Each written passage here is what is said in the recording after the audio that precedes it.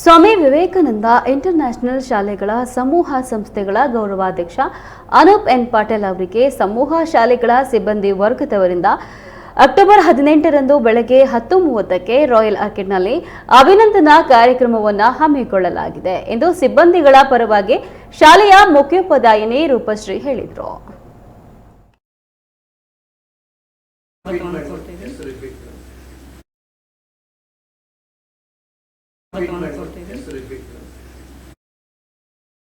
ಅವರು ಇಂದು ಸುದ್ದಿಗೋಷ್ಠಿಯಲ್ಲಿ ಮಾತನಾಡಿ, ನಮ್ಮ ಸಂಸ್ಥೆಯ ಗೌರವಾಧ್ಯಕ್ಷರಾದ ಅನೂಪ್ ಎನ್ ಪಾಟೀಲ್ ಅವರಿಗೆ ವಿಜಯ ಕರ್ನಾಟಕ ಮತ್ತು ಬೆಂಗಳೂರು ಮಿರರ್ ದಿನಪತ್ರಿಕೆಗಳ ಪ್ರತಿಷ್ಠಿತ ಎಕ್ಸಲೆನ್ಸ್ ಮತ್ತು ಹಾನರ್ ಪ್ರಶಸ್ತಿ ದೊರಕಿದೆ. ಇದೊಂದು ಪ್ರತಿಷ್ಠಿತ ಪ್ರಶಸ್ತಿಯಾಗಿದ್ದು ಶಿಕ್ಷಣ ಸಂಸ್ಥೆಯಲ್ಲಿ ಉತ್ತಮ ಕೆಲಸ ಮಾಡಿದ್ದಕ್ಕಾಗಿ ನೀಡಲಾಗುತ್ತದೆ. ನಮ್ಮ ಸಂಸ್ಥೆಯ ಗೌರವಾಧ್ಯಕ್ಷರಿಗೆ ಈ ಪ್ರಶಸ್ತಿ ಬಂದಿರೋದು ಅತ್ಯಂತ ಹೆಮ್ಮೆಯ ವಿಷಯ ಆಗಿದೆ.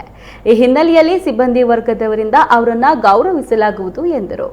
ಅಕ್ಟೋಬರ್ 18ರಲ್ಲಿ ಅಭಿನಂದನಾ ಕಾರ್ಯಕ್ರಮದಲ್ಲಿ ಸಂಸದ ಬಿವೈ ರಾಘವೇಂದ್ರ, ಮಾಜಿ ಉಪಮುಖ್ಯಮಂತ್ರಿ ಕೆಎಸ್ ಈಶ್ವರಪ್ಪ, ಶಾಸಕರುಗಳಾದ ಎಸ್ಎನ್ ಚನ್ನಬಸಪ್ಪ ಹಾಗೂ ಡಾಕ್ಟರ್ ಧನಂಜಯ ಸರ್ಜಿ, ಶಾರದಾ ಪುರ್ಯನಾಯಕ್, ಡಿಎಸ್ ಅರುಣ್, ಸುಡಾ ಅಧ್ಯಕ್ಷ ಎಚ್ಎಸ್ ಸುಂದರೇಶ್, ಮಾಜಿ ಶಾಸಕ ಕೆಬಿ ಪ್ರಸನ್ನಕುಮಾರ್, ಡಿಎಸ್ಎಸ್ ರಾಜ್ಯ ಸಂಚಾಲಕ ಗುರುಮೂರ್ತಿ, ಪತ್ರಿಕಾ ಸಂಪಾದಕರುಗಳಾದಂತಹ ನಮ್ಮನಾಡು ಕೆವಿ ಶಿವಕುಮಾರ್, ಟೈಮ್ಸ್ನ ಚಂದ್ರಕಾಂತ್, ಕ್ರಾಂತಿದೀಪ ಎನ್ ಮಂಜುನಾಥ್ ಮುಂತಾದವರು ಭಾಗವಹಿಸಲಿದ್ದಾರೆ ಎಂದು ತಿಳಿಸಿದರು.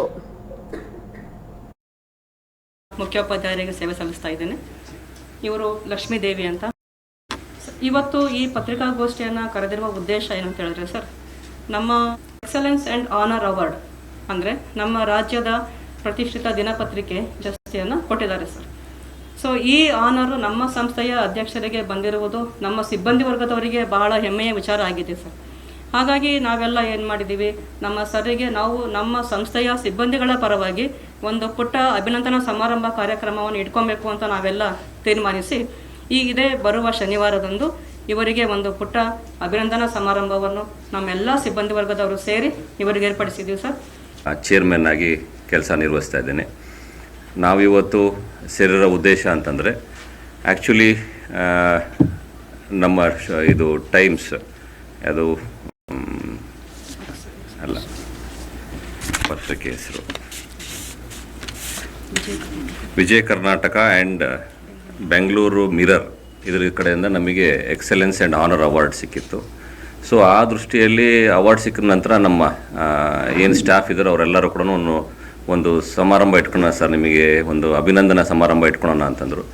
ಬಟ್ ನಾನು ಅವ್ರಿಗೆ ಹೇಳಿದೆ, ಈ ಸಮಾರಂಭ ಜೊತೆಗೇ ಇದು ಹೆಂಗೂ ಒಂದು ಒಳ್ಳೆ ಸುಕಾರ್ಯ ಇದೆ, ಸತ್ಕಾರ್ಯ ಇದೆ, ಇದ್ರ ಜೊತೆ ಒಂದು ಸ್ವಾಮಿ ವಿವೇಕಾನಂದ ಫೌಂಡೇಶನ್ ಅಂತಲೇ ಒಂದು ಹುಟ್ಟು ಹಾಕಿ ಅದ್ರ ಜೊತೆ ಸಾಮಾಜಿಕವಾಗಿ ಸಮಾಜದಿಂದ ಸಮಾಜಕ್ಕೋಸ್ಕರ ಅಂತ ಹೇಳಿ ಇದೊಂದು ನುಡಿಯನ್ನು ಇಟ್ಕೊಂಡು ನಾವು ಆ ಒಂದು ನುಡಿಯ ಒಂದು ಇದ್ರ ಪ್ರೇರೇಪಣೆ ಮೇಲೆ ಇದು ನಮಗೊಂದು ಟ್ರಿಗರ್ ಪಾಯಿಂಟ್ ಆಗಿತ್ತು, ಯಾವುದು ನಮ್ಮ ಅವಾರ್ಡ್ ಅನ್ನೋದು. ಸೊ ಹಾಗಾಗಿ ಸಮಾಜಕ್ಕೆ ನಾವು ಒಂದು ಪರಿಕಲ್ಪನೆ ತೊಗೊಂಡು ಸಮಾಜಕ್ಕೆ ಏನನ್ನ ಮಾಡಬೇಕು ಅಂತೇಳಿ ಈ ವಿವೇಕಾನಂದ ಫೌಂಡೇಶನ್ನ ನಾವು ಇದನ್ನು ಶುರು ಮಾಡ್ತಾಯಿದ್ದೀವಿ.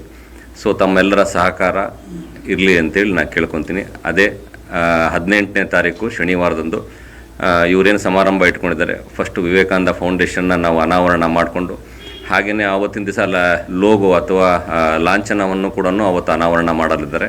ಸೊ ನಮ್ಮಲ್ಲಿ ಟೋಟಲ್ಲು ಬಿವೈ ರಾಘವೇಂದ್ರ ಅವರು ಅಧ್ಯಕ್ಷತೆಯನ್ನು ವಹಿಸ್ಕೊಂಡಿದ್ದಾರೆ, ಉದ್ಘಾಟನೆ ಮಾಡ್ತಾರೆ.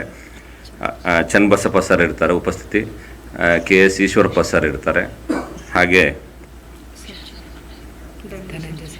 ಧನಂಜಯ ಸರ್ಜಿ ಅವರು ಇರ್ತಾರೆ, ಶಾರದಾ ಪುರ್ಯನಾಯಕ್ ಅವರಿಗೆ ಕರೆದಿದ್ದೀವಿ, ಡಿಎಸ್ ಅರುಣ್ ಸರ್ ಇರ್ತಾರೆ. ಐ ಥಿಂಕ್ ಅವ್ರು ಮೋಸ್ಟ್ ಪ್ರಾಬ್ಲಿ ಬರಲ್ಲ ಅಂತ ಹೇಳಿದ್ರು, ಬಟ್ ಎನಿ ವಿಚ್ ಕೇಸ್ ನಾವು ಅವ್ರಿಗೆ ಕರೆದಿದ್ದೀವಿ.